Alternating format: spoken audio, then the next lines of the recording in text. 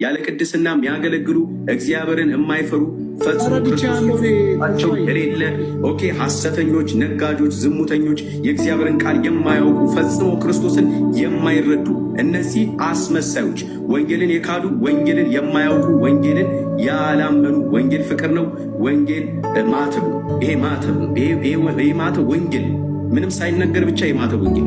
ለምን ካልከኝ አንድ ሰው ቲሸርት አሰርቶ ፎቶ ለጥፎ ባነሩን ዘርግቶ እኔ ቸርች ጋር ና ብሎ ራሱን ፕሮሞት እያደረገ ክርስቶስን እየሸፈነ ቤተክርስቲያን ለገንዘብ አድርጎ እየሸቀጠ እየኖረ ልጆቹን እያስተማረ የልጅ ልጁን እየረዳ ኦኬ እዛ ጋር ድሃ ግን ግራ እየተጋባ የሚኖርበት ቤተክርስቲያን ማረፊያም አይደለም፣ እውነተኛ ቤተ እምነትም አይደለም።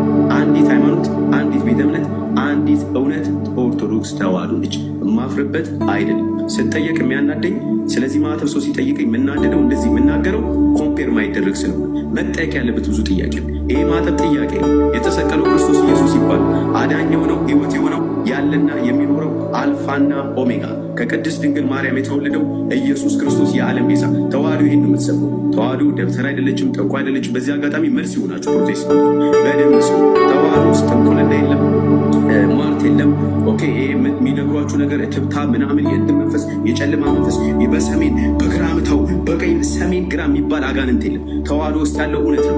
አንዲት እምነት፣ አንዲት ሃይማኖት፣ አንዲት የሆነች ጠንካራ የሆነች ቤተ እምነት አባቶች የሞቱላት ያለች የምትኖር ዛሬ ላይ የምታነብሩትን መጽሐፍ ቅዱስ የሰጠች ያስተማረች ሁላችሁም አራት ወደኋላ አያቶቻችሁን ብትሄዱ ኦርቶዶክስ የነበሩ ኦርቶዶክሳዊነት ያኮራል። ፕሮቴስታንት መጥቶ ኦርቶዶክስ መጠየቅ ማለት ሌላ ድራማ መፍጠር ማለት ያ ማለት ነው ልጅ ቢሮጥ አባቱን አይቀድምም። ስለዚህ ይህን ቤተክርስቲያን በዘመናት መካከል የነበረች መጽሐፍ ቅዱስን እየሞቱ ያስተማሩላት ይችን ቤተክርስቲያን ከመቀበል ውጭ አማራጭ የላችሁ። ለምን ካልኳችሁ ዘይት ቸርቻሪ አያዋጣችሁ። ዘይት ቸርቻሪ ቸርችሮ ቦምባሳ ይሄዳል። ዘይት ቸርቻሪ ቸርችሮ አንቺ ላይ የሐሰት ትንቢቱን ተናግሮ አፍሪካዊ ትንቢት ይነግርሻል። አየሽ ኢትዮጵያን የምትኖሪ አንቺ ዳዮች ይመስልሻል።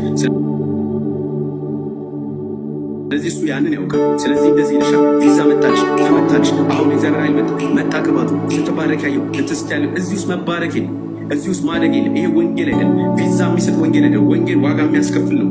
ወንጌል ገዳም ውስጥ ሆነው አባቶች ጥሬ እየበሉ የሚያድሩለት ነው።